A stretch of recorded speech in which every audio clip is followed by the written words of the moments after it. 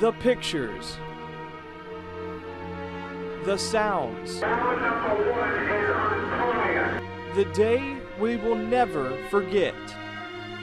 2,749 lives lost in the terrorist attack that shook New York's foundation. And now, nearly 10 years later, whether it's the 8th, 9th, or 10th just happens to be a milestone. But it's important that people never forget about all the valuable lives that were lost. Gary Marlon Susan is the man behind the lens of these images, the only photographer given full access to Ground Zero during the months of recovery. His Ground Zero Museum workshop tells the story. Most people only know about that tragic day. Their memories are of airplanes flying into towers. This museum takes it one step further and shows our visitors what life was like inside Ground Zero. It's the pictures that we see now from that day and those following months that remind us the tragedies that took place. A picture like this one, a father cradling his son's helmet. His son was lost during the attack. Lee Ielpi was that father. 10 years, what does it mean to me? Well, it's simple for me. It means I haven't seen my son in 10 years.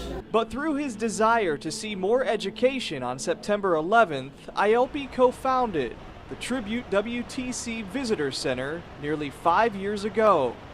A center that also tells countless stories and has dozens of artifacts, including a twisted steel beam from the fallen World Trade Center, a steel beam similar to the one the city of Erie will house in the coming days. I think we're going to be one of the few in, if not even in the state of Pennsylvania. Alexandrovich requested the steel beam nearly 2 years ago.